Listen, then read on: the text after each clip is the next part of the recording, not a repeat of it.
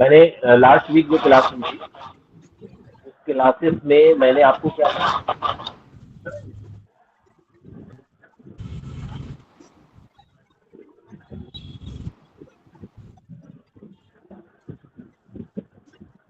याद है आप लोगों को?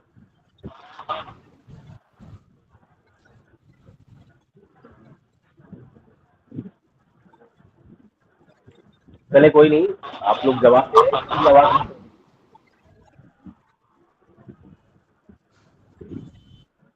मैंने बैंकिंग को पढ़ाया था। जी जी, बैंक से रिलेटेड आपने मुहाजरा दिया था। जी। जो हमारी जो बातें हुई थी, चलो। जो डिस्कशन हुआ था, जी उसमें जी। बैंकिंग पर था। तो उसी को कंटिन्यू करेंगे। जी, बेहतर रहेगा। मैंने आपको बताया था कॉमर्शियल बैंक, कई तरह के बैंक होते हैं। एक कॉमर्शियल बैंक होता है, एक सेंट्रल बैंक होता है। कॉमर्शियल बैंकों में कई तरह के बैंक होते हैं। ये बैंक और बैंक से रिलेटेड जो काम है उनको इसलिए समझना जरूरी है, क्योंकि आप लोगों को आने वाली जिंदगी में इस तरह से बहुत से सवालात पूछे जाएंगे जो बैंक से रिलेटेड होंगे। बैंक क्योंकि इंटरेस्ट पे काम करता है, सूद पे काम करता है, तो उससे भी रिलेटेड बहुत से सवालात पूछे जाएंगे। तो इससे पहली वाली क्लास में मैंने आपको ओवर ड्राफ्टिंग के बारे में बताया था, थोड़ा सा क्रेडिट क्रिएशन के बारे में बताया था, बैंक के क्या काम है, बैंक कौन कौन से काम करता है, किन इदारों को बैंक कहा जाता है, किनको बैंक नहीं कहा जाता, ये सारी बातें उससे पहली वाली क्लास में आई थी। बैंक के लिए दो काम करना बहुत जरूरी है। एक तो ये है कि डिपॉजिट को एक्सेप्ट करता है, यानी हम और आप जो पैसे लेके बैंकों के पास जाते हैं जमा करने के लिए, तो बैंक उनको एक्सेप्ट करता है, उनको अपने पास रखता है। तो उसके लिए बैंकों ने कई तरह के अकाउंट खोल रखे हैं, current account, saving account, fix account, तो इस तरह के कई अकाउंट होते हैं। तो करंट अकाउंट तो बिजनेसमैन के लिए होता है, क्योंकि करंट अकाउंट एक ऐसा अकाउंट होता है जिसमें जो डिपो जो डिपोजिटर्स होते हैं, जो पैसा जमा करने वाले होते हैं, वो कभी भी अपना पैसा किसी वक्त जा करके निकाल सकते हैं, और अच्छी बड़ी बड़ी मिकदार में भी निकाल सकते हैं।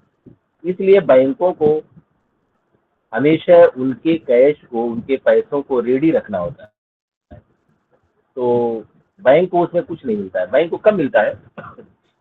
जब बैंक अपने जो आपसे पैसे लेता है उस पैसे को कहीं इन्वेस्ट करे या किसी को लोन दे। बैंक, जो हम पैसे जमा करते हैं बैंकों के पास, बैंक उससे हमें 2.5 से 3% के दरमियान सूद देता है। अभी इससे कतई नजर कि सूद हराम है, सूद तो हराम ही सभी लोग जानते हैं, लेकिन हम जानते हैं कि बैंक का काम कैसे करता है।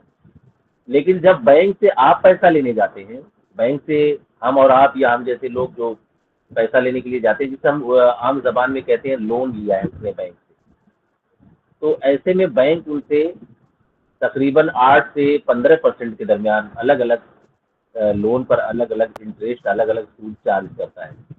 जैसे होम लोन है, एजुकेशन लोन है, कार लोन है, पर्सनल लोन है, कई तरह के लोन होते हैं। तो बैंक हमको देता है 2.5 से 3%, हमसे लेता है तकरीबन 10 से 12 14 15% तक लोन होते हैं, इंटरेस्ट होते हैं। तो ये रेट ऑफ इंटरेस्ट उनका ज्यादा होता है, इसी में बैंक कमाता है। तो बैंकों के बहुत है। एक तो रहा करंट अकाउंट। करंट अकाउंट अगर आप और हम अगर बैंकों में खोलने जाएं तो बैंक नहीं खोलते। उसकी वजह ये होती है कि उसके लिए रजिस्टर्ड फॉर्म चाहिए होती है, उसके लिए सिम नंबर चाहिए होता है, उनके उसके लिए आपको आईटीआर फाइल करना पड़ता है, और भी बहुत तरह की चीज़ें होती हैं। तो जो एक आम जनता होती है उनको करंट अकाउंट नहीं उनका खोला जाता है बैंक। और दूसरा होता है सेविंग अकाउंट। सेविंग अकाउंट जैसे हमारा और आपका जो पैसा होता है वो सेविंग अकाउंट में जाता है। होता क्या है कि हम हिंदुस्तानियों के पास जो थोड़े बहुत पैसे होते हैं वो अपने फ्यूचर के लिए थोड़ा संभाल के रखते हैं। घर में रखेंगे तो चोरी हो जाएंगे, खर्च हो जाएंगे, कई तरह की चीज़ें होती हैं। अब सरकार ने बहुत तरह के कानून और ज़ाब्ते भी नाफिज कर रखे हैं कि आपको इससे ज़्यादा अमाउंट अगर किसी को पे करनी है तो आप कैश में नहीं कर सकते। अगर आप कभी गाड़ी लेने जाते हैं, कोई कार खरीदने जाते हैं, और आप ये सोचें कि आपकी अगर 10 लाख की 15 लाख की गाड़ी है और 10 लाख 15 लाख रुपए आप कैश में लेके जाए और गाड़ी वाला गाड़ी दे दे, ऐसा नहीं होता है। हमेशा वो पैसा आपसे बाई चेक लेगा या आप एक डीडी बना लीजिए, वो ऑनलाइन ही लेगा। मेरे कहने का मतलब ये है, कैश में पैसा नहीं लेगा, वो अलाउड नहीं है। तो अब ये सेविंग अकाउंट है। देखिए थोड़ा थोड़ा लोग अपना पैसा रखते हैं, जो भी उसको सेविंग अकाउंट कहते हैं। सेविंग अकाउंट में भी थोड़े से इंटरेस्ट मिलते हैं। एक होता है फिक्स अकाउंट। फिक्स अकाउंट का मतलब होता है कि जो हमारे और आपके पास पैसे हों या किसी के पास हो, और वो पैसा एक खास पीरियड ऑफ टाइम के लिए उसको बैंकों में रख दे, जैसे 5 साल के लिए रख दे, 10 साल के लिए रख दे, तो उसको शॉर्ट फॉर्म में एफडी कहते हैं। एफडी मतलब फिक्स डिपॉजिट। तो इसमें रेट ऑफ इंटरेस्ट यानी सूद की जो शरह होती है वो ज़्यादा होती है। तो कई तरह के हैं। उसके अलावा ये तो बैंकों का जो काम होता है वो डिपॉजिट को एक्सेप्ट करता है, बट सिर्फ डिपॉजिट को एक्सेप्ट करने से कोई इंस्टीट्यूशन, कोई इदारा बैंक नहीं कहलाता है। जैसे पोस्ट ऑफिस, जहाँ पर हम डाकघर जिसे कहते हैं ना, उसमें भी अकाउंट खोले जाते हैं, लेकिन उसे बैंक नहीं कहा जाता। क्यों नहीं कहा जाता? क्योंकि दो वजहों से नहीं कहा जाता। पहली वजह तो ये होती है कि वो डिपॉजिट तो एक्सेप्ट करते हैं लेकिन लोन नहीं देते। और किसी भी फाइनेंशियल इंस्टीट्यूशन को वो उस वक्त बैंक कहलाता है when he accept deposit for purpose of lending and investment. तो जब तक कि वो डिपॉजिट को एक्सेप्ट करने के साथ साथ लोगों को लोन न दे, तो उस वो जो है बैंक नहीं कहलाने का हकदार होता है। जैसे यूटीआई। अच्छा, कुछ इदारे ऐसे होते हैं जो डिपॉजिट को एक्सेप्ट भी करते हैं, जैसे हम और आप जाएंगे तो अकाउंट भी खोलेंगे और लोगों को लोन भी देते हैं, बट उनका लोन वो चेकेबल डिपॉजिट यानी बाई चेक नहीं देते हैं। जो चेक, जैसे हम जाते हैं ना तो हमें एक पासबुक देता है बैंक, लेकिन उसके साथ साथ एक चेक बुक भी देता है। आपके पास भी होंगी जिनके पास अकाउंट होगा। तो यू जैसे बहुत सारे ऐसे इदारे हैं, उनको भी बैंक नहीं कहा जाता है जो चेकबुक इशू नहीं करते हैं। जैसे यूटीआई है, एलआईसी है, ये सब तो डिपॉजिट भी एक्सेप्ट करते हैं, लोन भी देते हैं, बट ये क्या करते हैं कि ये चेक इशू नहीं करते हैं, तो इनको भी बैंक नहीं कहा जाता। तो बैंकों के बहुत सारे काम हैं। जैसे ओवरड्राफ्ट मैंने बताया था। ओवरड्राफ्ट ऐसा होता है कि अगर पर्सन एक्स है, एक्स के 50,000 अकाउंट में है, लेकिन बैंक उनको एक खास पीरियड ऑफ के लिए 1 लाख रुपए तक की निकालने की छूट दे देती है। तो जो 50,000 तो उसके थे, और 50,000 रुपये वो ज़्यादा निकाल सकता है, यानी 1 लाख रुपए निकाल सकता है। तो ये 50,000 रुपये ओवरड्राफ्ट कहलाते हैं। ठीक है। और जैसे बैंक ने कह दिया कि 3 महीने तक आप ये पैसा यूज कर लो, 3 महीने के बाद आपको ये जो एक्स्ट्रा 50,000 रुपये निकाला है, अगर आपने बैंक में वापस नहीं किया तो आपको सूद देना पड़ेगा। तो इस तरह की कंडीशन होती है। इसके अलावा बैंक लॉकर फैसिलिटीज देते हैं, एटीएम फैसिलिटीज देते हैं। मैंने एक और चीज़ बताई थी, डिस्काउंटिंग विदाउट एक्सचेंज। ये भी हराम है। देखिए ये सब सूद तो हराम ही है, सभी लोग जानते हैं। तो डिस्काउंटिंग जिसे उर्दू में कहते हैं ना, हुंडिया बनाना, उसका भी मैंने बताया था आपको, शायद आपको याद होगा ये कैसे करते हैं। बहरहाल मेरा ये सब मैंने पिछली क्लास में आपको बताया। मैं रिपीट इसलिए कर रहा हूँ ताकि जहन में बात आ जाए, तब हम आगे शुरू करें। क्योंकि जी मेरे पास जी 1 घंटे का टाइम होता है, टाइम थोड़ा शॉर्ट होता है, तो इसलिए मैं जल्दी जल्दी चीज़ों को आगे बढ़ता हूँ। मैंने आपको बताया था कि मैं अगली क्लास में आपको बताऊंगा कि क्रेडिट क्रिएशन क्या होता है। ये बहुत इंपॉर्टेंट है। आम जनता को, आम लोगों को पता नहीं होता है कि बैंक क्या करता है। हम सभी जानते हैं कि जो मूल का सेंट्रल बैंक होता है, हर कंट्री का सेंट्रल बैंक होता है। जैसे यूएस के, अमेरिका के सेंट्रल बैंक का नाम है फेडरल रिजर्व। चाइना के सेंट्रल बैंक का नाम है रिपब्लिक बैंक ऑफ चाइना। और बरतानिया के सेंट्रल बैंक का नाम है बैंक ऑफ इंग्लैंड। पाकिस्तान के सेंट्रल बैंक का नाम है स्टेट बैंक ऑफ पाकिस्तान। इसी तरह से इंडिया का भी एक सेंट्रल बैंक, उसका नाम है रिजर्व बैंक ऑफ इंडिया। ये 1935 में कायम हुआ था, 1935 में। तो ये बैंक जो बैंकर्स बैंक कहलाता है। अच्छा, आप सबको पता है कि जितनी भी नोट होती हैं, जो 2 रुपए से लेकर के 500 रुपए तक के जितने भी नोट होते हैं, ये सब कौन प्रिंट करता है, कौन छापता है, कौन इशू करता है? सेंट्रल बैंक यानी आरबीआई। इसलिए आप कभी भी 5 रुपए, 10 रुपए, 20 रुपए या जितने भी आपको नोट मिलते, 1 रुपए के अलावा जितने भी आपको नोट मिलेंगे, उस पर आप देखेंगे तो उस पर लिखा होगा रिजर्व बैंक ऑफ इंडिया का जो है ये साइन होता है, उसके सिग्नेचर होते हैं। लेकिन 1 रुपए का नोट और जितने भी सिक्के होते हैं, चाहे वो 20 रुपए का सिक्का हो, 10 रुपए का हो, 1 का हो, जितने भी हो, ये सब सरकार प्रिंट करती है। तो सवाल ये है कि क्या आरबीआई और सरकार अलग अलग चीजें हैं? तो बिल्कुल दोनों अलग अलग चीजें हैं। सरकार वजीर मालिया वहाँ से जारी होती है, और 1 रुपए का नोट, अब 1 रुपए का नोट, तो ये भी मनी के सप्लायर हो गए। यानी सरकार तो मनी की सप्लायर है, मनी की सप्लाई करती है, प्रिंट करती है, इकोनॉमी के अंदर मनी की सप्लाई करती है। दूसरा है सेंट्रल बैंक, जो जो करेंसी नोट जारी करता है। तो ये दोनों मनी के सप्लायर हैं।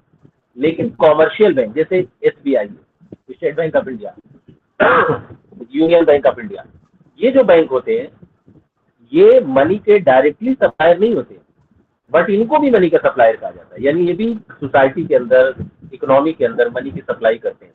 कैसे करते हैं? ये क्रेडिट को क्रिएट करके करते हैं। अब ये समझना बहुत जरूरी है कि ये क्रेडिट क्रिएशन क्या होता है। थोड़ा सा आप लोग माइंड को डाइवर्ट नहीं होने दीजिएगा, बस 5 मिनट मुझे बहुत ध्यान से सुनिए, ताकि मैं क्रेडिट क्रिएशन को अच्छी तरह से एक्सप्लेन कर सकूं। और अगर कोई समझ में ना आए तो रिपीट कीजिएगा, मैं इसको दोबारा भी समझाऊंगा। देखिए, हम और आप सभी जानते हैं कि ये जो बैंक वाले होते हैं, वो इसी कमरों में बैठ करके लाखों और करोड़ों रुपए कमाते चले जाते हैं। और कैसे कमाते हैं?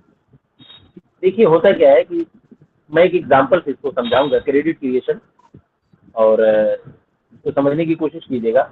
यही यहीं से प्रॉब्लम शुरू भी होती है, और किसी भी इकोनॉमी को इसी से थोड़ा सा बूस्ट भी मिलता है, ग्रोथ भी मिलता है। एक इंसान है, समझ लीजिए कि पूरे हिंदुस्तान में एक ही बैंक है, ठीक है। एक आदमी 100 रुपए जाकर के बैंक में जमा करता है, ठीक है। बैंक वो 100 रुपए अपने पास रखता है, और आरबीआई ये कहता है, जो रिजर्व बैंक ऑफ इंडिया है, वो कहता है कि legal reserve ratio, L L R उसे कहा जाता है, लीगल रिजर्व रेशियो 10% होगा। तो 10% का मतलब होता है कि अब जितने भी कॉमर्शियल बैंक है, या एक कॉमर्शियल बैंक की मैं एग्जांपल ले रहा हूँ, वो 100 रुपए में से 10% यानी 10 रुपए अपने पास डिपॉजिट की शक्ल में रखेगा, बाकी 90 रुपीज किसी को लोन दे देगा। अब आप कहेंगे कि 10 रुपए की हो सकता है वो आदमी चला जाए और उसने 50 रुपए निकाल लिए, तब वो बैंक कहाँ से देगा? वो तो किसी को लोन दे चुका है।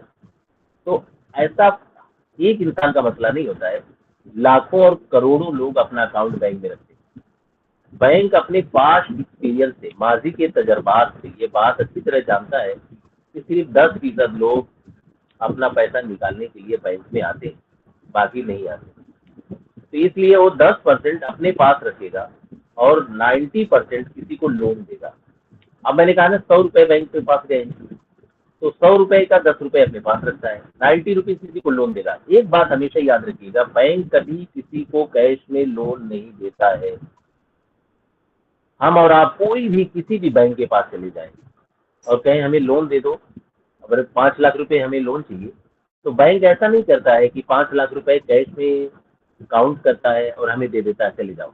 नहीं, अगर हमारा बैंक में अकाउंट नहीं है तो सबसे पहले तो अकाउंट खोलेगा। अगर अकाउंट है तो कोई बात नहीं, उसमें क्या होगा कि बैंक जितना लोन चाहिए वो लोन हमारे अकाउंट में क्रेडिट कर देगा। क्या करेगा? हमारे अकाउंट में लोन डाल देगा, कैश में नहीं, क्रेडिट करेगा। कभी भी कैश में नहीं देगा लोन, ये हमेशा याद रखिएगा। तो मैंने कहा 100 रुपए में से 10 रुपए तो उसने अपने पास रखे कि कभी भी कस्टमर आएगा ले जाएगा। 90 रुपीज किसी को चाहिए तो वो 90 रुपीज उसके अकाउंट में क्रेडिट कर देगा। अब जो 90 रुपीज क्रेडिट कर रहा है, कोई भी हो, मिसाल के तौर पर जैद जैद के अकाउंट में उसने 90 रुपीज क्रेडिट कर दिया। अब 90 रुपीज का 10% यानी 9 रुपए वो अपने पास रखेगा, और 81 रुपीज माजिद के अकाउंट में क्रेडिट कर देगा। माजिद को लोन चाहिए, माजिद गया है बैंक के पास, तो फिर उसके बाद जो 81 रुपीज है, वो 81 रुपीज का 10% यानी 8 पॉइंट समथिंग जो भी होगा, 8 रुपए कुछ पैसे अपने पास रोक करके 72 या 71 रुपीज जो बचता है वो किसी और के अकाउंट में क्रेडिट कर देगा जिसको लोन चाहिए। ये उस वक्त तक करता है जब तक कि वो 100 रुपए जीरो ना हो जाए। अब काफी कंफ्यूजन होगा आपके दिमाग में, ये क्या कह रहे हैं? कुछ सवालात भी हो सकता है आपके मन में आए, ये कैसे हो सकता है? यही होता है। देखिए, बैंक इसी को तो क्रेडिट क्रिएशन कहते हैं, इसी को तो कहते हैं कि कॉमर्शियल बैंक मनी का डायरेक्ट सप्लायर नहीं है, न मनी पैसा छापता है। तो क्या करता है, कैसे मनी का सप्लायर इसे कहा जाता है? मनी के सप्लायर तीन कहे जाते हैं, सरकार, सेंट्रल बैंक, कॉमर्शियल बैंक।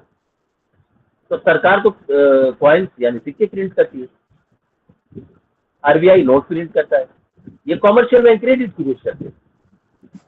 अब जब इकोनॉमी के अंदर इन्फ्लेशन आता है, महंगाई आती है, तो सेंट्रल बैंक इसी को, वो मैं भी बताऊंगा आपको, अभी सेंट्रल बैंक पढ़ाऊंगा तो कैसे क्रेडिट को कंट्रोल करता है सेंट्रल बैंक।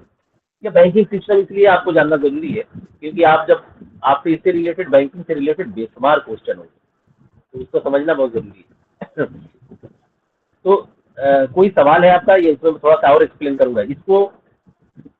एक फार्मूले के जरिए, टेबल के जरिए समझाया जाता है क्रेडिट क्रिएशन को, तो समझ में ज्यादा आता है। कोई सवाल है आपके मन में?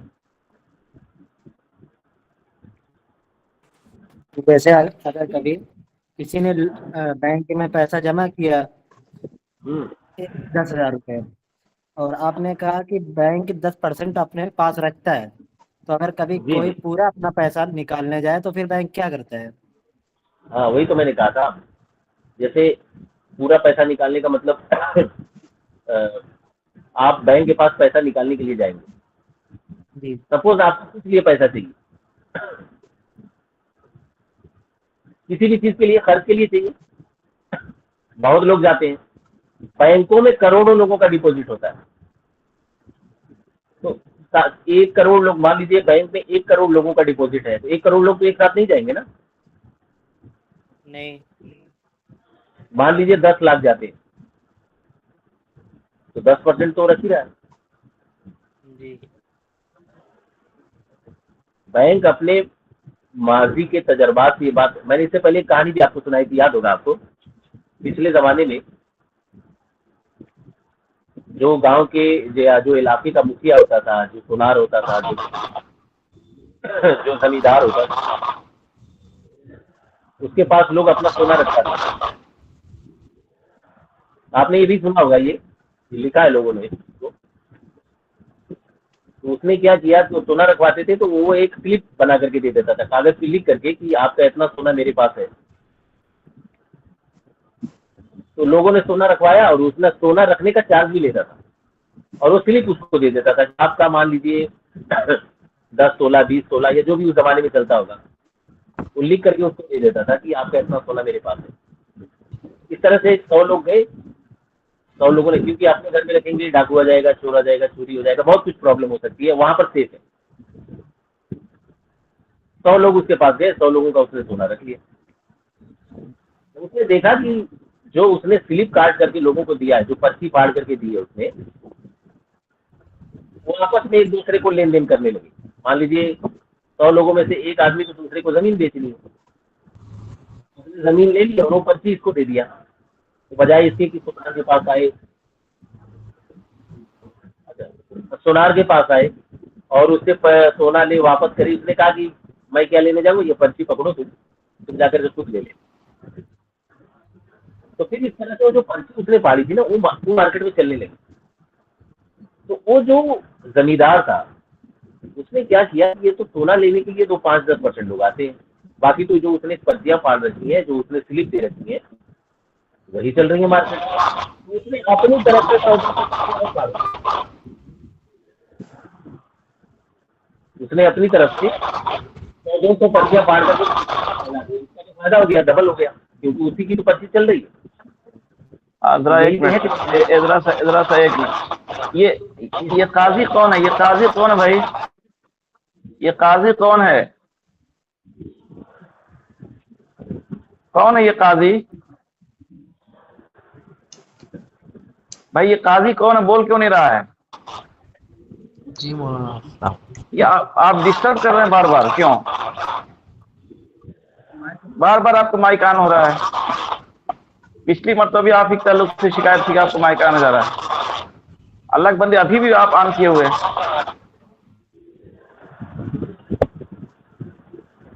चलिए जी, तो इस तरह से क्रेडिट क्रिएशन होता है। क्रेडिट क्रिएशन में सबसे बड़ी प्रॉब्लम ये होती है कि क्रेडिट क्रिएशन में जो चीज मौजूद नहीं है उसी की मार्केटिंग होती है। जैसे पैसा नहीं है, पैसा तो 100 रुपए ही है, बट 10% उसको LRR लीगल रिजर्व रेशियो रख करके उसको 100 रुपए को बैंक 1000 रुपए बना देता है। 100 रुपए को बैंक 1000 रुपए बना देता है। और जब इकोनॉमी के अंदर जब मंदी आती है, जब चीजें लड़खड़ाती हैं, तो एक नहीं डूबता है, सभी डूबते हैं। तो जो बैंक से लोन लेके जाता है वो भी डूबता है, और जिस बैंक से लोन लिया जाता है वो भी डूबता है। तो आपने देखा होगा पिछले दिनों में जब कोविड के से पहले जब मोदी जी ने डिमोनेटाइजेशन किया था, जो 500,000 रुपए के नोट जो बंद किए थे, उसकी वजह से इकोनॉमी के अंदर GDP ग्रोथ रेट काफी कम हो गया था और कंजम्पशन की कमी हो गई थी, लोगों के पास कैश नहीं थे। इसकी वजह से जब इकोनॉमी लड़खड़ाई तो उसमें कई बैंक डूब गए, और कई बैंकों के डूबने का पूरा अंदेशा था, इसको RBI ने किसी तरह से संभाल लिया। तो अब मैं लेकिन RBI है क्या, अभी इसके बारे में बात करेंगे, और ये कैसे क्रेडिट को कंट्रोल करता है। देखिए RBI क्या है, ये मुल्क का बैंकिंग और मालियाती निजाम का अहम तरीन इदारा है। ये करेंसी जारी करता है, ये क्रेडिट को कंट्रोल करता है, वही क्रेडिट कंट्रोल करता है जिसको अभी मैंने थोड़ी देर पहले बताया था। कॉमर्शियल बैंक जो क्रेडिट को क्रिएट करते हैं, क्रेडिट को बनाते हैं, ये क्रेडिट को कंट्रोल करता है। ये कॉमर्शियल बैंकों के लिए आखिरी कर्ज दहिंदा की हैसियत से जाना जाता है। जैसे हमारे और आपको जब कभी पैसों की जरूरत होती है तो हम बैंक के पास जाते हैं, बैंक को जब पैसों की जरूरत होती है तो वो RBI के पास जाता है। तो RBI से कैसे वो लोन लेता है, इसके बारे में भी बात होगी। मुख्तसर ये कि ये बैंकिंग और मालियाती निज़ाम की निगरानी करता है, इसको कंट्रोल करता है, उसके लिए डायरेक्शन या हिदायत जारी करता है। इंडिया का जो कमर्शियल बैंक है, मैंने जैसे कि अभी बताया है, उसका नाम है, इंडिया के सेंट्रल बैंक का मरकजी बैंक का नाम है RBI। RBI मतलब रिजर्व बैंक ऑफ इंडिया। अब ये बैंक क्या क्या करता है, सबसे पहली चीज तो ये नोट जारी करता है। इस बैंक का सबसे बड़ा काम जो होता है RBI का, ये नोट जारी करना है। जैसा कि अभी मैंने पहले बताया, 1 रुपए का नोट और सिक्कों के अलावा मरकजी बैंक को करेंसी जारी करने का सिर्फ तनहा अख्तियार हासिल है, पूरे और किसी के पास ये अख्तियार नहीं है, उस सरकार के पास भी अख्तियार नहीं। याद रखिएगा, सेंट्रल बैंक एक ऑटोनोमस बॉडी है, उसमें गवर्नमेंट के ही रिप्रेजेंटेटिव होते हैं, बट है वे ऑटोनोमस, यानी आजाद, एक खुद मुख्तार इदारा है। क्योंकि नई करेंसी जारी करना मरकजी बैंक की मालियाती जिम्मेदारी है, इसलिए इसके जरिए जारी की गई तमाम करेंसियां कानूनी तौर पर जो है कानूनन जो है लेन और देन में सही मानी जाती है। क्योंकि ये इसके पुष्ट पर जितना भी RBI नोट प्रिंट करता है, इसकी पुष्ट पर सरकार होती है, सरकार उसकी जमानत लेती है, वरना ये कागज के टुकड़े की कोई अहमियत नहीं है। अगर सरकार कह दे कि ये कागज के टुकड़े नहीं चलेंगे, तो ये कागज के टुकड़े महज एक कागज के टुकड़े होंगे, इसकी इससे ज्यादा कोई वैल्यू नहीं हो सकती।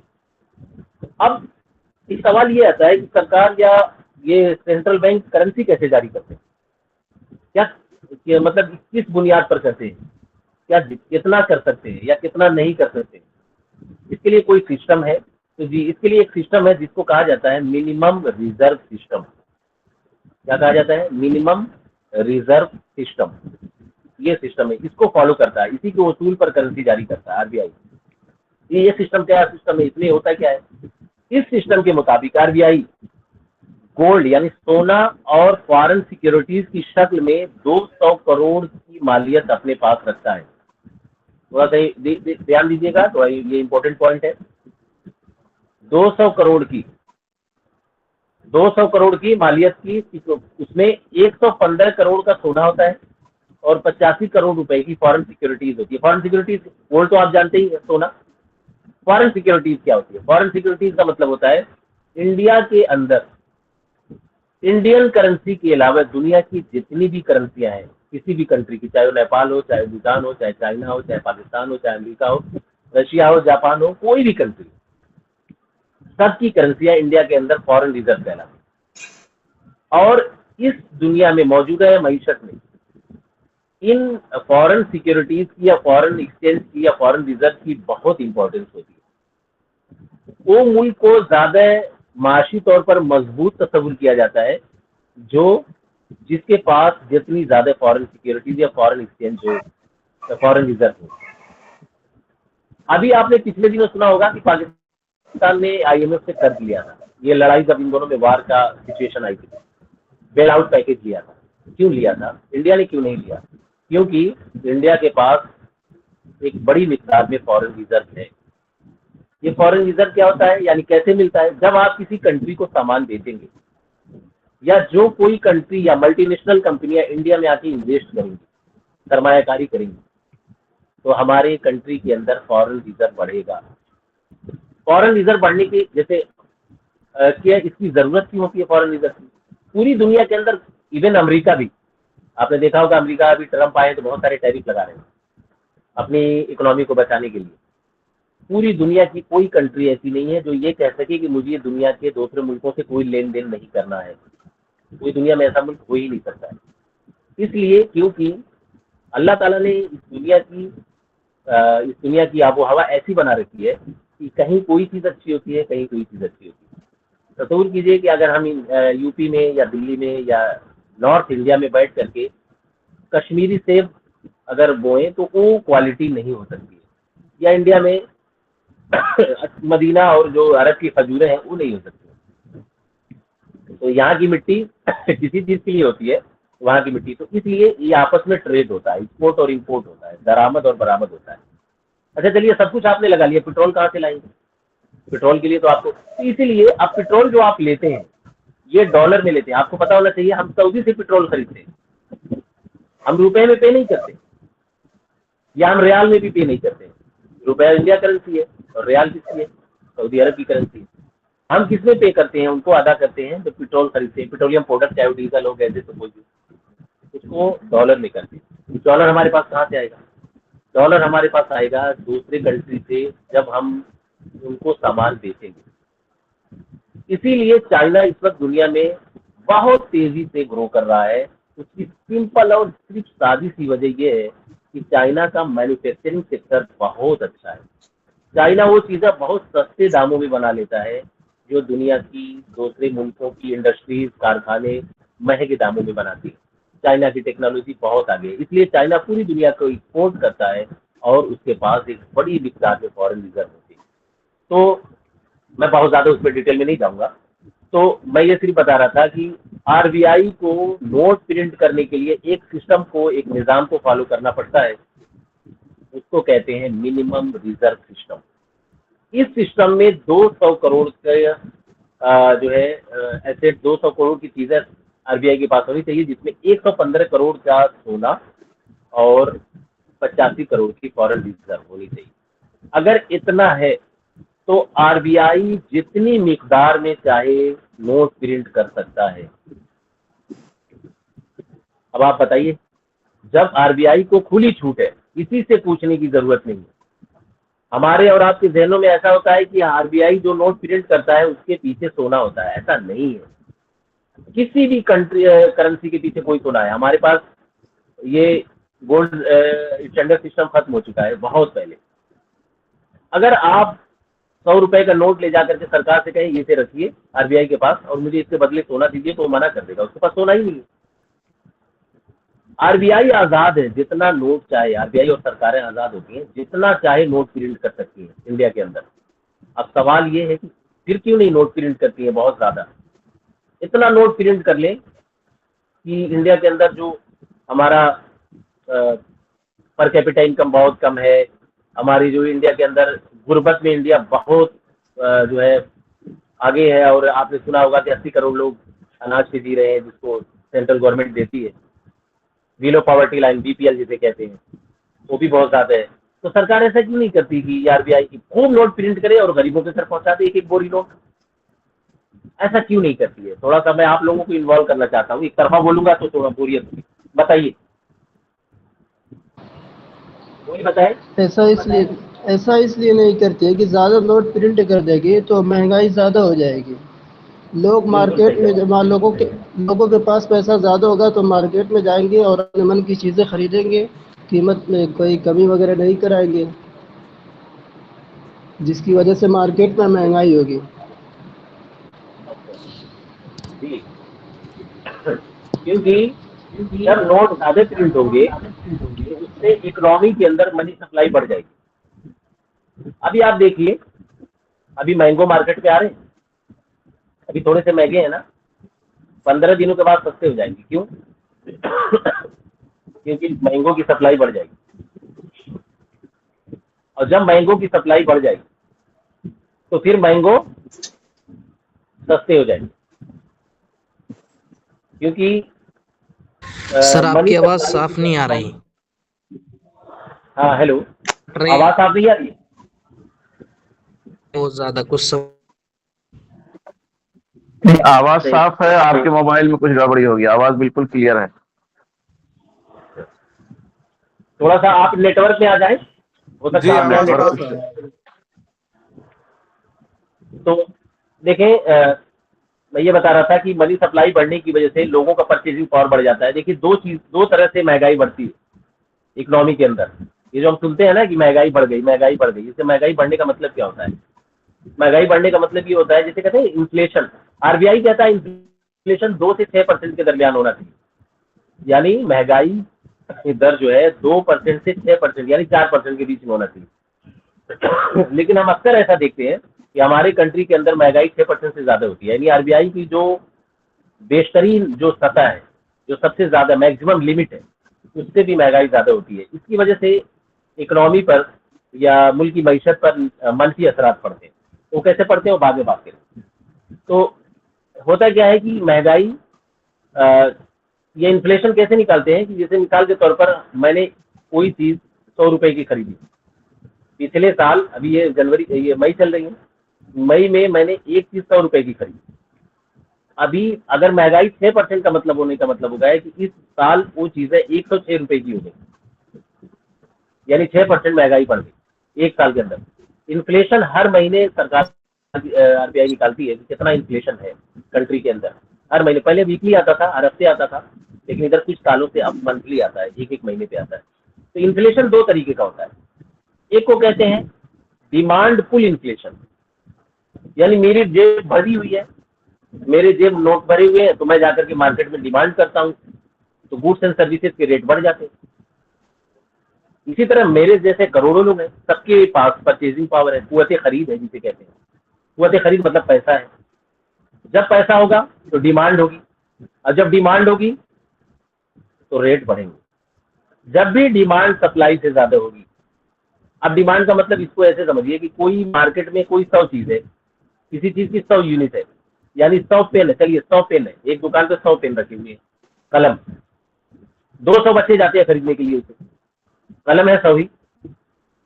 तो यानी कि उसकी उस कलम की डिमांड उसकी सप्लाई से ज्यादा है। तो जब सप्लाई से डिमांड ज्यादा, अच्छा फिर उस दुकानदार क्या करेगा, 10 रुपए की चीज 20 रुपए में बेचेगा, क्योंकि डिमांड ज्यादा है, 200 लोग आ रहे हैं, 100 ही खरीदेंगे। तो इसे कहते हैं demand pull inflation. Demand pull inflation उस वक्त होता है जब महंगाई होती है, क्योंकि परचेजिंग पावर ज्यादा होता है। अच्छा, होता क्या है, मेरे पास परचेजिंग पावर है, पैसा है, तो मैं डिमांड करूंगा तो रेट बढ़ेंगे तो वही महंगाई है।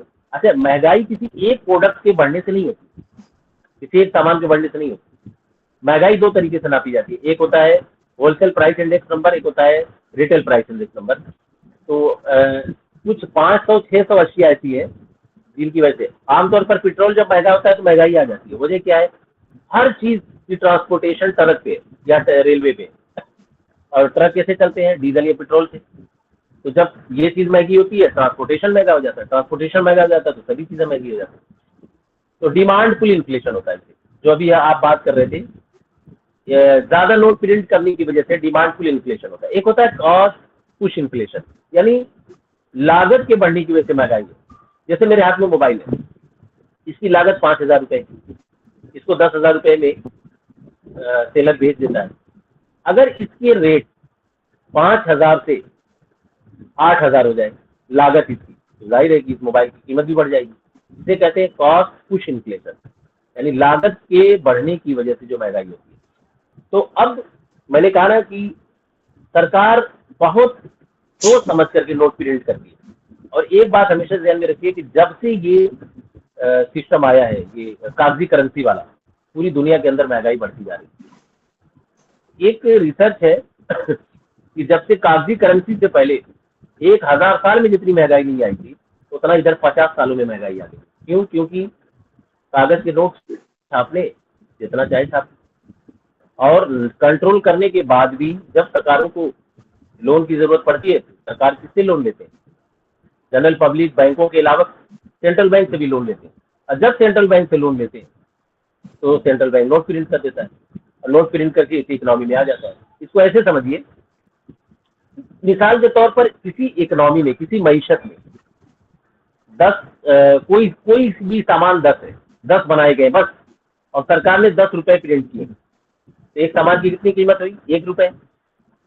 सरकार ने सामान नहीं बढ़ाए, वो 10 ही है, लेकिन सरकार ने 10 रुपए और प्रिंट कर दिए। अब उस सामान की कीमत कितनी हो गई? 2 रुपए हो गई, क्योंकि 20 रुपए हो गए। फिर भी सरकार अभी भी सामान को नहीं ज्यादा बढ़ाती है, नोट प्रिंट कर देती है।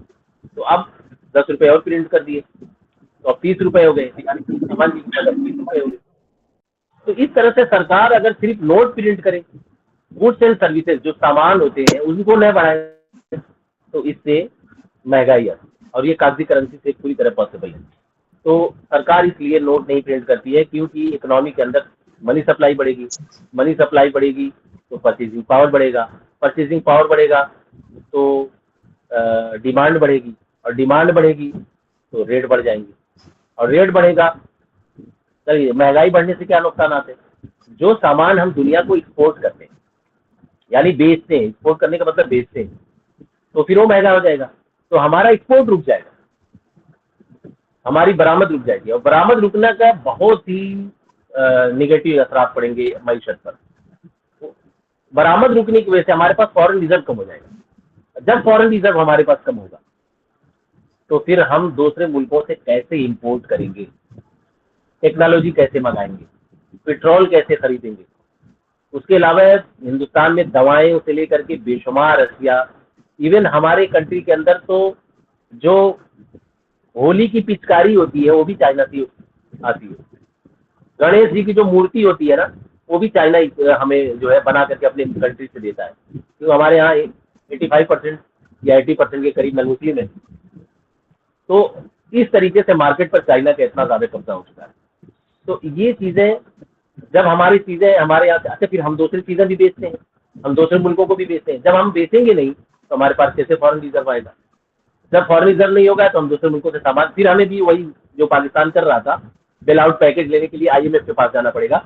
1991 से पहले, 1991 से पहले, ये अभी हमारे पास 10 साल पहले मनमोहन सिंह जो थे प्राइम मिनिस्टर थे, वो 1991 में 1991 में फाइनेंस मिनिस्टर थे।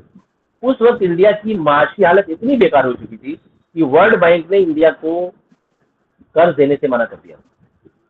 उसकी वजह क्या है? अगर मेरे पास कोई आए कर्ज लेने के लिए, बार बार कर्ज लेने के लिए आए, और वो अपना पिछला कर्ज न चुकाए, तो मैं कहूँगा क्या भैया पहले पुराना अपना तो चुकाओ, नया तो बाद में दूंगा।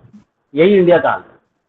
तो उसकी वजह से क्या हुआ कि इंडिया को अपने गोल्ड को, अपने सोने को गिरवी रखना पड़ा था, रेहन रखना पड़ा था वर्ल्ड बैंक के पास, जब जाकर के वर्ल्ड बैंक ने इसको लोन दिया था।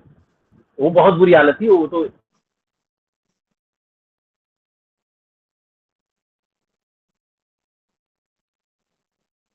बड़े निगेटिव इम्पैक्ट है कि प्राइवेटाइजेशन की वजह से क्या हुआ, गरीब के हाथों में मोबाइल देकर के आप ये समझते हैं कि गरीब अमीर हो गया या उसकी हालत ठीक हो गई, तो ऐसा कुछ नहीं है। वो गरीब जो 300 रुपए का मोबाइल में रिचार्ज करवाता है, वो अपने खान पान पे लगाता, अपने बच्चों की तालीम पर लगाता, वो भी पैसे 300 रुपए सिमट करके अंबानी के हाथ में चले जाते हैं, जिसके पास इस वक्त इस मुल्क के तकरीबन कितने % वसाइल हैं, या इन कारपोरेट घरानों के पास चले जाते हैं। तो बहरहाल बात लंबी हो जाएगी। तो ये इशूइंग नोट इशू करना सेंट्रल बैंक का पहला काम है। दूसरा काम है कस्टोडियन ऑफ कैश रिजर्व, यानी जितने भी मरकजी बैंक हैं वो सारे कॉमर्शियल बैंकों के रिजर्व के एक हिस्से को अपने पास रखते हैं। इसको CRR भी कहते हैं, कैश रिजर्व रेशियो। हर कॉमर्शियल बैंक के लिए जरूरी है कि अपनी टोटल डिपॉजिट का एक हिस्सा, जो RBI ही डिसाइड करता है कि वो कितना होगा, वो सेंट्रल बैंक के पास रखता है, ताकि माशी बहरान के वक्त उसे क्रेडिट कंट्रोल के तौर पर यूज कर सके। सवाल हो तो पूछिएगा, कोई टेंशन की बात नहीं। एक होता है क्लियरिंग हाउस फंक्शन। हमारे और आपके पास जो चेक होता है ना, हम क्या करते हैं, SBI का चेक UBI वालों को काट दिया, उससे पंजाब नेशनल बैंक को काट दिया, उसने जो है उसको काट दिया। ये जो चेक का इशू करने, जो क्लियर करने का काम होता है, ये सब भी RBI करता है। इसी तरीके से जब कॉमर्शियल बैंकों के पास पैसों की कमी होती है, हमारे पास पैसों की कमी होती है, हम दोस्तों से जाते हैं, रिश्तेदारों के पास जाते हैं, कुछ दे दो ऐसा वैसा, लेकिन आम जनता जो इंडिया की है वो बैंक के पास भी जाती है। बैंक किसके पास जाते हैं? बैंक के पास जब कैश की कमी होती है तो बैंक आरबीआई के पास जाता है और आरबीआई उन्हें लोन देता है और उस पर जो इंटरेस्ट चार्ज करता है उसको रेपो रेट कहते हैं। उसको बैंक रेट कहते हैं, रेपो रेट कहते हैं, अलग अलग है। उसको भी मैं पढ़ाऊंगा आप लोगों को, ठीक है। तो उसके अलावा ये बैंकर्स बैंक है, यानी बैंक बैंकों का बैंक है। जितने भी कॉमर्शियल बैंक, प्राइवेट हो चाहे पब्लिक सेक्टर, सबको लाइसेंस देना, उनके लिए हिदायत जारी करना, उनके लाइसेंस को रद्द करना, ये सब आरबीआई का काम होता है। यानी ये बैंकों का बैंक, यानी ये जो बैंक है कॉमर्शियल बैंक, उनका बैंक कौन सा है? आरबीआई। उसके अलावा ये गवर्नमेंट का बैंक। हमारी और आपकी जो डिपॉजिट होती है, हम अगर आप अपना अकाउंट खुलवाना चाहें तो कॉमर्शियल बैंकों में खुलवा सकते हैं। सेंट्रल बैंक में आम पब्लिक की डिपॉजिट नहीं होती है। उसमें किसकी डिपॉजिट होती है? सरकार की डिपॉजिट होती है या बैंकों की डिपॉजिट होती है। उसके अलावा ये कस्टोडियन ऑफ फॉरेन रिजर्व है। मैंने अभी बताया फॉरेन रिजर्व यानी गैर मुल्की करेंसी। हमारे पास कहते हैं ना, हमारे पास इस वक्त 6.5-7 महीने का फॉरेन रिजर्व है। सवाल तो ये है कि इंडिया तो एक्सपोर्ट भी कम कर रहा है, इसके पास इतना ज्यादा फॉरेन रिजर्व कैसे? इसलिए कि इंडिया के पास एफडीआई ज्यादा होती है। दूसरे मुल्कों की कंपनियां इंडिया में आकर के चाहे शेयर मार्केट हो या किसी मशीनरी और इक्विपमेंट हो, सब में इन्वेस्ट करती है। अब एक जो बहुत इंपॉर्टेंट है, जैसे मैंने बताया था कॉमर्शियल बैंक का, मेरे पास अभी टाइम है तकरीबन 15 मिनट से ज्यादा, तो मैं 5 मिनट आपसे सवाल के भी लूंगा। एक जैसे क्रेडिट क्रिएट कौन करता है? Commercial bank. वो 100 रुपए को 1000 रुपए बनाता है, क्रेडिट क्रिएट करते।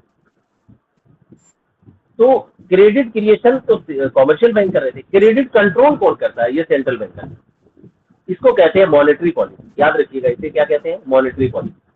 इसी तरीके से एक फिजिकल पॉलिसी, फिजिकल पॉलिसी कहते हैं, ये सरकार बनाती है। जैसे बजटरी पॉलिसी होती है, आपने देखा होगा हर साल 1 फरवरी को इंडिया के दोनों ऐवानों में, लोकसभा और राज्यसभा, इंडिया का जो फाइनेंस मिनिस्टर होता है, वजीर मालियात, अभी जो डॉक्टर निर्मला सीतारमन है, ये इंडिया का बजट पेश करते हैं।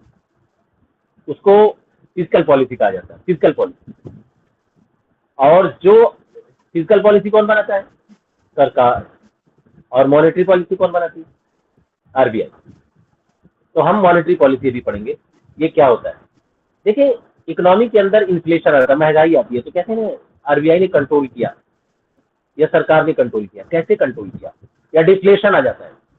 किसी भी मईशत के लिए ये दोनों चीजें हैं जो बहुत जरूरी है। न इन्फ्लेशन हो न डिफ्लेशन। इन्फ्लेशन, इन्फ्लेशन का मतलब महंगाई। महंगाई किसी भी चीज के लिए अच्छी चीज नहीं है। डिफ्लेशन यानी बहुत ज्यादा सस्ता हो जाने चीज, इससे इकोनॉमी का ग्रोथ रुक जाता है, फिर प्रोडक्शन रुक जाती है डिफ्लेशन में। तो दोनों चीजें हैं, इन्फ्लेशन हो या डिफ्लेशन हो। वो कैसे होता है? इनके लिए 2 तरीके की चीजें होती है। एक को कहते हैं बैंक रेट। कैसे कंट्रोल करता है? Bank rate. बैंक रेट क्या होता है? मैंने अभी जैसे आपको थोड़ी देर पहले बताया, हमारे पास या जनता के पास जब पैसे नहीं होते तो कॉमर्शियल बैंकों के पास पैसा लेने जाते हैं, कर्ज। लेकिन जब बैंक के पास पैसे नहीं होते हैं तो आरबीआई के पास जाता है। जब आरबीआई के पास जाता है तो आरबीआई उनसे रेट जो है रेट ऑफ इंटरेस्ट चार्ज करता है, यानी इंटरेस्ट चार्ज करता है, सूद लेता है। उसको कहते हैं बैंक रेट, ठीक है ना। कॉमर्शियल बैंकों को जब लोन की जरूरत होती है तो जब वो आरबीआई के पास जाते हैं और आरबीआई उनको जो लोन देता है, उन लोन पर जो इंटरेस्ट चार्ज करता है, जो सूद लेता है, उसको कहते हैं बैंक रेट। अगर लंबे पीरियड के लिए लेता है, जैसे 10 साल, 15 साल, 20 साल के लिए लेता है, तो उसको बैंक रेट कहते हैं। और शॉर्ट पीरियड के लिए लेता है, यानी छोटे पीरियड के लिए लेता है, 1 साल के लिए या उसके लिए, उसको कहते हैं रेपो रेट। क्या कहते हैं इसे? Repo rate. रेपो का मतलब रेपो रेट का मतलब होता है short period, REPO, repo rate. तो याद रखिएगा, एक होता है बैंक रेट, एक होता है रेपो रेट। मैं थोड़ा शॉर्ट करके पढ़ा रहा हूं आपको। लेकिन ऐसा होता है कि कभी कभी बैंकों के पास पैसे बहुत ज्यादा हो जाते हैं, तो बैंक क्या करता है? अपना पैसा आरबीआई के पास रख देता है ताकि, और आरबीआई उस पर, उन रखे हुए पैसों पर बैंकों को सूद देता है। उसको कहते हैं रिवर्स रेपो रेट। ये मैं क्यों पढ़ा रहा हूँ क्रेडिट कंट्रोल में? क्योंकि जब इकोनॉमी के अंदर इन्फ्लेशन आता है, महंगाई आती है, तो आरबीआई बैंक रेट और रेपो रेट को बढ़ा देता है। आरबीआई बैंक के रेपो रेट को बढ़ाने से इससे क्या फर्क पड़ता है? जब बैंक रेट के बढ़ाने का मतलब जैसे 4% था या 5% था बैंक रेट, अब उसे 5.5% कर देता है। तो 5.5% करने से जब कॉमर्शियल बैंकों को पहले 5% पे लोन मिलता था, अब 5.5% पे मिलने लगा। यानी पहले वो 100 रुपए लेते थे तो 5 रुपए इंटरेस्ट देते थे साल में, अब 5.5 रुपए इंटरेस्ट देने लगे, तो लोन महंगा हो गया। अब जब लोन महंगा होगा बैंकों के लिए, तो वो जनता को भी महंगा लोन देंगे, यानी ज्यादा इंटरेस्ट चार्ज करके देंगे। तो लोन महंगा होने की वजह से पब्लिक लोन नहीं लेगी। जैसे हम जाते हैं मार्केट में मैंगो खरीदने के लिए, पूछा कितने का मैंगो, उसने का 100 रुपए, हम नहीं लेते, आगे बढ़ जाते हैं। फिर पूछते हैं कितने का है, उसने का 50 रुपए, हमने कहा ले लो, दे दे। तो क्यों? क्योंकि जो महंगी चीज है उसकी डिमांड कम होती है, जो सस्ती चीजें होती है आमतौर पर उसकी डिमांड ज्यादा होती है। तो जब लोन सस्ता होगा तो उसकी डिमांड ज्यादा होगी, लोन महंगा हो जाएगा तो उसकी डिमांड कम होगी। अब जब लोग लोन नहीं लेंगे लोन महंगा होने की वजह से, तो लोगों के पास पैसों की कमी होगी, परचेजिंग पावर घट जाएगा। जब परचेजिंग पावर घट जाएगा तो डिमांड घट जाएगी, और जब डिमांड घट जाएगी तो अशिया और खिदमात के रेट कम हो जाएंगे, और जब रेट कम हो जाएंगे तो इन्फ्लेशन खत्म हो जाएगा, यानी महंगाई कम हो जाएगी। तो इस तरीके से बैंक रेट रेपो रेट को कम करके आरबीआई इन्फ्लेशन को कंट्रोल करता है। इसी को कहते हैं क्रेडिट कंट्रोल बाय आरबीआई। ये बैंक रेट है, रेपो रेट है, रिवर्स रेपो रेट। और जब डिफ्लेशन होता है इकोनॉमी के अंदर, यानी बहुत ज्यादा चीजें सस्ती हो जाती हैं, ये भी किसी भी इकोनॉमी के लिए अच्छी चीज नहीं मानी जाती, तो ऐसे में RBI bank rate repo rate को कम कर देता है। जब बैंक रेट कम हो जाएगा तो लोन सस्ता हो जाएगा। आप लोग समझ रहे हैं ना मैं क्या कह रहा हूँ? जी जी प्लीज आप लोग को ये कह रहा हूँ, जहां भी समझ में ना आए आप फौरन क्वेश्चन किया कीजिए। एक मरतों नहीं, आप 5-10 मरतों भी क्वेश्चन करेंगे तो मुझे बुरा नहीं लगेगा, मैं बहुत अच्छी तरह उसको ट्रीट करूंगा। जब तक आप आगे नहीं समझेंगे नहीं तब तक हम आगे नहीं बढ़ेंगे। जी सर, ये फिर से बोलिए, फिर समझा दीजिए। कौन सी चीज? यही चीज, रेपो रेट और bank rate. Repo rate, bank rate, जी हाँ देखिए दोनों में फर्क, दोनों एक ही चीज है, थोड़ा सा फर्क है। रेपो रेट जैसे हम और आपको, या हम और आपको मैं इसलिए कहता हूँ, हम तो लोन लेने के लिए बैंकों में नहीं जाते, हम उसे अच्छा नहीं समझते, लेकिन आम जनता तो बैंक में लोन लेने के लिए जाती है। बिरादरान वतन की एक बड़ी तादाद है, जो मुसलमानों में भी बैंक के तो लोग लोन लेते हैं। तो लोन लेते हैं तो बैंक क्या करता है? सूद लेता है, नहीं लेता है? बैंक पूछता है किस लिए लोन चाहिए। अलग अलग लोन पर अलग अलग सूद की शरह होती है। तो हमको जब बैंक सूद पे पैसा देता है, तो इस तरह से जब ये बैंक के पास पैसे लेने होते हैं तो ये आरबीआई के पास जाता है, और आरबीआई भी इनसे सूद लेता है। तो जब आरबीआई जिस रेट पर इनको लोन देता है, आरबीआई ने कहा कि इन्होंने कहा हमें 100 करोड़ रुपए चाहिए, तो आरबीआई कहेगा 5% इंटरेस्ट लगेगा, चार्ज लगेगा, इसको कहते हैं बैंक रेट या रेपो रेट। अब दोनों में क्या फर्क है? बैंक कहेगा मैं लॉन्ग पीरियड के लिए लोन ले रहा हूँ, लंबे अरसे के लिए दूंगा, इसको बैंक रेट कहते हैं। रेपो रेट यानी शॉर्ट पीरियड के लिए। और भी थोड़ा सा फर्क इसमें है, मैं उसमें डिटेल में नहीं जाऊंगा, कंफ्यूजन होगा। तो अब क्या है, ये बैंक रेट कहलाता है या रेपो रेट कहलाता है। जब ये एसबीआई जाए, यूबीआई जाए, आईसीआईसीआई जाए, एचडीएफसी जाए, ये सब बैंक है ना, इनको पैसों की जरूरत होती है, आरबीआई के पास जाते हैं, इनका आरबीआई के पास अकाउंट होता है। आरबीआई कहता है कि ये लोन लो और इससे मुझे 5% सूद चाहिए, तो जो 5% सूद लेगा इसको कहेंगे बैंक रेट या रेपो रेट। अब मान लीजिए इकोनॉमी के अंदर इन्फ्लेशन है, इकोनॉमी के अंदर इन्फ्लेशन, इन्फ्लेशन मतलब महंगाई, continuous increase in general price level, that is called inflation. मतलब एक सामान की वजह से नहीं, लगातार सामानों के कीमतों में इजाफा होने लगे तो उसे कहते हैं अफराते ज़र, महंगाई। तो बैंक क्या कहेगा, अब 5% नहीं 5.5%, क्योंकि इकोनॉमी के अंदर इन्फ्लेशन चल रहा है। आप अक्सर देखते होंगे मॉनेटरी पॉलिसी आती है आरबीआई की, तो उस पर इन्हीं सब चीज़ों पे डिसीजन लिया जाता है, हर 3 महीने पे ये आती है। इसमें 3 रिप्रेजेंटेटिव आरबीआई के होते हैं, 3 रिप्रेजेंटेटिव सरकार के होते हैं, रिपोर्ट पूरी आती है हर 3 महीने के बाद। तो आरबीआई क्या करता है, 5 से 5.5% कर देता है। तो अब लोन पहले वो 100 रुपए में 5 रुपए देते थे, अब 5.5 रुपए देने लगे, तो लोन महंगा हो गया ना, 50 पैसे लोन महंगा हो गया। तो जब बैंकों को लोन महंगा मिलेगा तो पब्लिक को भी तो महंगा लोन देंगे, तो पब्लिक को भी लोन महंगा देते हैं। तो फिर लोन जब महंगा होता है तो आमतौर पर जनता लोन लेना नहीं चाहती है, कितना महंगा लोन कौन लेगा, इतना ज्यादा इंटरेस्ट चार्ज कर रहे हैं। तो जब लोन नहीं लेंगे तो लोगों का मनी सप्लाई कम हो जाएगी ना इकोनॉमी में। जब पब्लिक लोन नहीं लेगी बैंकों से तो मनी सप्लाई इकोनॉमी के अंदर घट जाएगी। मनी सप्लाई घटने की वजह से क्या होगा, परचेजिंग पावर घट जाएगा। परचेजिंग पावर घटेगा तो यानी डिमांड घट जाएगी, और जब डिमांड घट जाएगी तो रेट कम हो जाएगा, अशिया और खिदमत के रेट ऑटोमेटिक नीचे आ जाएंगे, इन्फ्लेशन कम हो जाएगा। और डिफ्लेशन होगा तो बैंक रेट या रेपो रेट को कम कर देगी। इससे क्या होगा, लोन सस्ता हो जाएगा। लोन सस्ता होने का मतलब अब ज्यादा लोग लोन लेंगे, फिर परचेजिंग पावर बढ़ गया, डिमांड बढ़ गई, रेट बढ़ गए।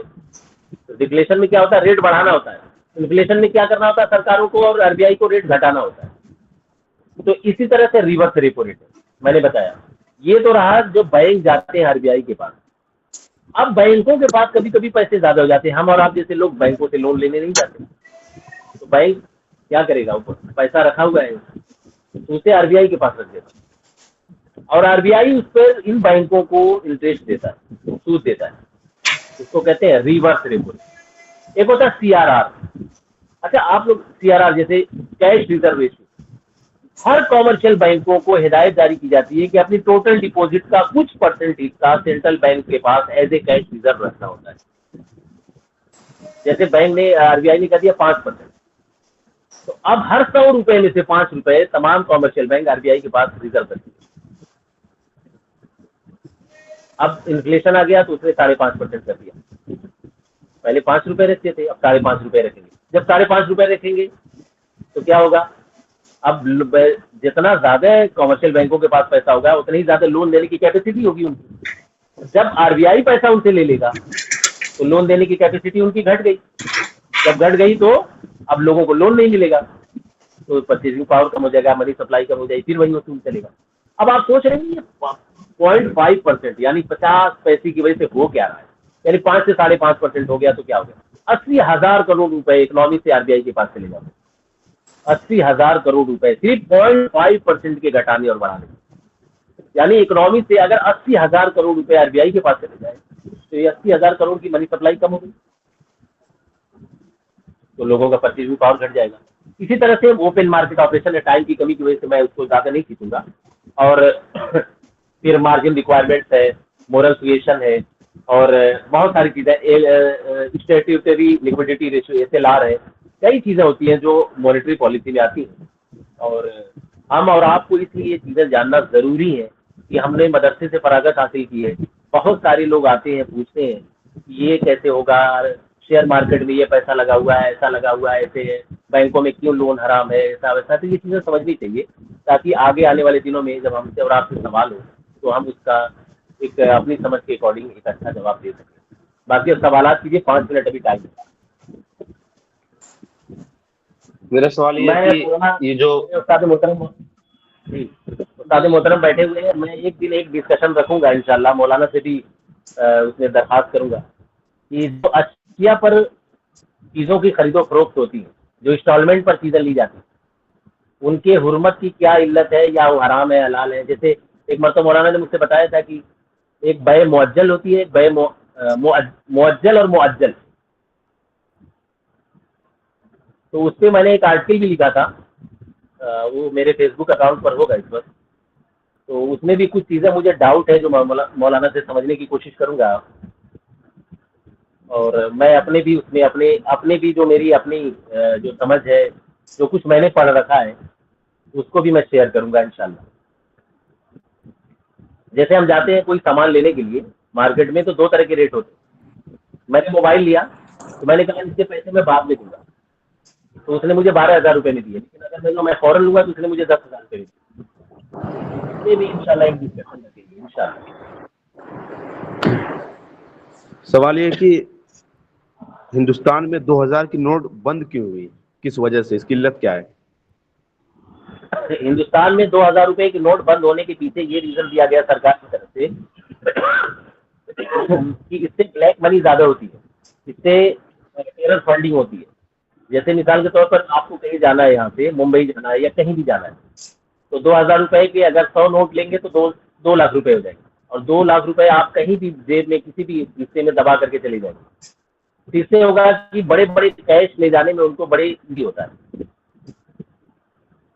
तो अब क्या होता है, अच्छा गवर्नमेंट हमेशा डिस्करेज करती है कैश पेमेंट से। आपने अगर किसी को 1 लाख रुपए की पेमेंट की, उसने आपको 1 लाख रुपए दे दिया, सामान खरीद लिया, इससे क्या होता है, वो पैसा सरकार की नजर में नहीं होता है, और जो पैसा सरकार की नजर में ना, जिस पर टैक्स न दिया जाए, वो गवर्नमेंट की नजर में ब्लैक मनी कहलाता है। जिस पैसे पर टैक्स दिया जाता है उसको व्हाइट मनी कहते हैं। तो 2,000 रुपए के नोटों की वजह से सरकार का ये कहना था कि ब्लैक मनी में जो ब्लैक मनी है उससे ज्यादा हो रही है। और जाहिर है कि जब आप ऑनलाइन पे करेंगे किसी भी चीज को, सामान को खरीदने के लिए, कैश में नहीं करेंगे तो सारे सरकार की नजर में होंगे। और जब एक अमाउंट से ज्यादा पैसा हो जाएगा तो सरकार आप, अभी आप किसी कंपनी से गाड़ी लेने के लिए जाएं, 10 लाख रुपए की गाड़ी खरीदें, तो आपको कैश में नहीं देगी। और जब आप 10 लाख रुपए उसको चेक में देंगे तो हो सकता है इनकम टैक्स वाले आपके पास आ जाए और पूछे कि 10 लाख रुपए कहाँ से आए, इस पर टैक्स दिया है कि नहीं दिया। एक एग्जाम्पल के तौर पर कह रहे हैं। इसलिए 2,000 रुपए के नोट को बंद करने के पीछे रीजन ये सरकार की तरफ से बताया गया। जी जी, जज़ाकल्लाह। कोई भी चीज डॉलर में ही क्यों बरामद या दरामद की डॉलर जाती एक इंटरनेशनल करेंसी है। मैं बताता हूँ इसलिए कि आमतौर पर दुनिया के अंदर जो ट्रेड होती है, इंटरनेशनल ट्रेड होती है, उसमें डॉलर का चलन सबसे ज्यादा है। तकरीबन 65% के करीब डॉलर यूज होता है। मैंने अभी आपको बताया इंडिया सऊदी से पेट्रोल खरीदता है, बट उसे डॉलर में पे करना होता है, क्योंकि ये रूल है। सऊदी बिना डॉलर के किसी कंट्री को पेट्रोल बेच ही नहीं सकता है। ये ब्रेटन वुड एग्रीमेंट में, कभी वक्त मिला तो उसे भी, उसको भी डिटेल में बताऊंगा कि 1945 में जो ब्रेटन वुड एग्रीमेंट बना था उसमें दुनिया के अंदर क्या क्या गेम हुआ था, अमेरिका ने खेला था। और उस वक्त का जो माहिर माशिया का प्रोफेसर केन, वो चिल्ला उठा था, वो इंग्लैंड का था। उसकी पूरी थ्योरी इस वक्त दुनिया के अंदर मुख्तलिफ यूनिवर्सिटियों में पढ़ाई जाती है, और वो इस मीटिंग के अंदर मौजूद था। उसने कहा कि अमेरिका पूरी दुनिया में अपना तसल्लुत चाहता है, और वही हुआ कि अरबों के पास अथाह के बोरों के नोट थे जो डॉलर, वो अमेरिका ने 1971 में मना कर दिया कि इसके बदले सोना नहीं देगा। बहरहाल अभी भी चल रहा है ये, क्योंकि अरबों के पास अपनी टेक्नोलॉजी नहीं है। कुछ दुनिया की कंट्रीज ने ये कहा कि हम डॉलर में पे नहीं करेंगे, ट्रांजेक्शन नहीं करेंगे, ट्रेड नहीं करेंगे, तो अमेरिका ने उस पर नकेल कर दी। जैसे उसकी वाज़ेह एग्जाम्पल है, सद्दाम हुसैन के बारे में भी कहा जाता है। लीबिया का जो मोहम्मद गद्दाफी थे, उन्होंने भी कहा था कि हम अपनी करेंसी में ट्रेड करेंगे। हम ये ईरान कई बार कह चुका है इंडिया से, आइए हम आपको रुपए में देते हैं अपना पेट्रोल, तो अमेरिका सैंक्शन लगा देता है। और चाइना तो इस बात पे बहुत एतराज करता है कि दुनिया की सेकंड लार्जेस्ट इकोनॉमी चाइना है, और चाइना की इकोनॉमी युआन जो है, उसकी करेंसी जो है, उसका चलन दुनिया में सिर्फ 2%। तो डॉलर एक वोलेटाइल नहीं करेंसी मानी जाती है, मतलब उसमें बहुत ज्यादा उतार चढ़ाव नहीं होता है। जैसे आमतौर पर ये होता है ना, सबसे मजबूत करेंसी मानी जाती है पूरी दुनिया की डॉलर। इसलिए हर मुल्क के अंदर जो फॉरेन रिजर्व होता है वो डॉलर पे होता है। इंडिया के पास तकरीबन 90% जो फॉरेन रिजर्व है, 90% डॉलर, इसलिए डॉलर में ही किया जाता है। सर ये जो महंगाई के आप तरीके बताए हैं, इसकी तो पूरी बुनियाद लोन पर हो गई। क्या हिंदुस्तान के सभी लोग लोन लेते हैं? हाँ, हिंदुस्तान के सभी लोग लोन नहीं लेते, बट महंगाई क्या लोन पर नहीं है। महंगाई को मैंने बताया, महंगाई 2 वजहों से होती है। मैंने आपने ध्यान से अगर सुना होगा तो, एक होती है डिमांड पुल इन्फ्लेशन, एक होती है कॉस्ट पुश इन्फ्लेशन। ये 2 वजहों से महंगाई आमतौर पर होती है। एक महंगाई ये होती है कि आपके पास डिमांड ज्यादा हो रही है किसी भी प्रोडक्ट की, तो वो चीजें महंगी होगी। आप खुद सोचे, कोई भी चीज मार्केट में लेने जाते हैं, उस चीज की मार्केट में डिमांड ज्यादा है, उसके रेट बढ़ जाते हैं ना। एक चीज ऐसी होती है कि जो रॉ मटेरियल आता है, जिससे वो चीज बनती है, वही रॉ मटेरियल महंगा होगा। जैसे रॉ मटेरियल महंगा होने का मतलब ये है, किसी भी चीज को बनाने के लिए मजदूर होते हैं, मजदूरों के रेट, वेजेस बढ़ गए, उनकी उजरतें बढ़ गई, ठीक है। जिस जमीन पर आप कोई चीज बनाते हैं, फैक्ट्री लगाते हैं, उसका रेंट बढ़ गया। इसी तरह से बैंकों से जो आपने कैपिटल लिया था लगाने के लिए, उसके इंटरेस्ट बढ़ गया। तो जब ये कॉस्ट बढ़ गई ना, जब कॉस्ट बढ़ेगी उस चीज के रेट भी बढ़ जाएंगे। तो डिमांड पुल इन्फ्लेशन में अक्सर ये माना जाता है कि इकोनॉमी के अंदर, जैसे मिसाल के तौर पर अगर मेरे जेब में पैसे नहीं है तो मैं डिमांड करूंगा? नहीं करूंगा ना। मेरे पास अगर जेब में पैसे ना हो तो मैं तो बेसिक चीजों पे आ जाऊंगा ना, जो नेसेसिटीज ऑफ लाइफ कहलाती है, जैसे रोटी कपड़ा मकान वगैरह, मैं खाना खा लूंगा ये, लेकिन लग्जरियस गुड्स की तरफ तो नहीं जा पाऊंगा। जैसे मेरा, अगर मेरी जो नोटों से भरी हो तो मैं कोई भी चीज ऐसे ये ले लो, ये ले लो, ये ले लो, बट अगर मेरे पास पैसे नहीं है तो मैं सिर्फ उतनी ही चीजें खरीदूंगा जो मेरे लिए बहुत ही जरूरी है।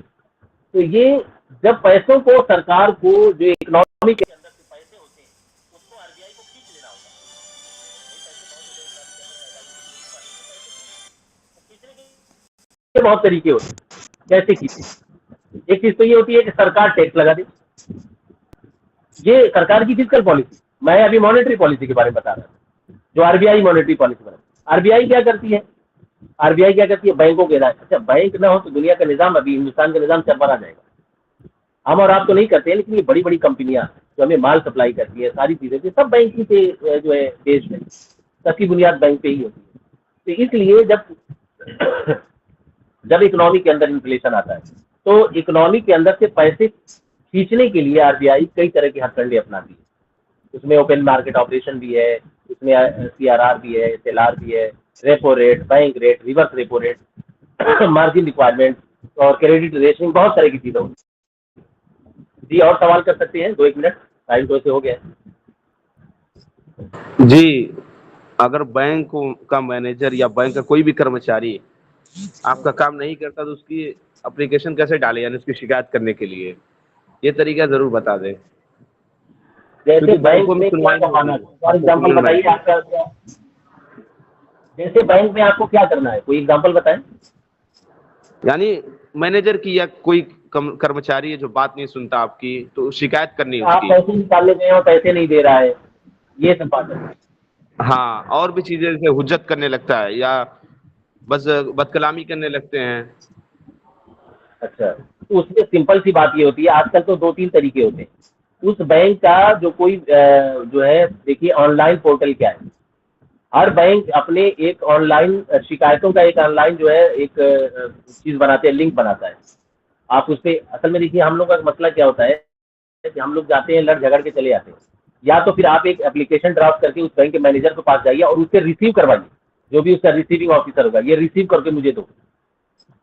आप अगर उसे दे के चले आएंगे तो हो सकता है उसे रद्दी की टोकरी में डाल दे, आपके पास सबूत किया कि आपने दिया है, लेकिन वो जल्दी रिसीव नहीं करेगा। अगर वो रिसीव नहीं करता है तो फिर आपको ऑनलाइन उसको जो है मेल कीजिए बैंक को कि मैं गया हूं तो फला कर्मचारी जो काउंटर नंबर फला पे मेरे साथ ये मिसबिहेव किया गया है और मेरे पैसे नहीं दिए गए, या बहुत लेट किया गया, या इनका बैंक का जो है हमेशा सर्वर डाउन होता है, ये जो भी शिकायत है वो ऑनलाइन भी भेज सकते हैं।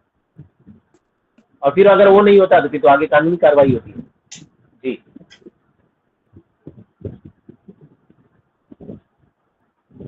चलिए तो फिर इंशाल्लाह फिर आपसे बात होगी। ठीक है, जज़ाकुमुल्लाह खैर, बहुत अच्छा रहा। ठीक है, अस्सलाम वालेकुम। वालेकुम सलाम। राम।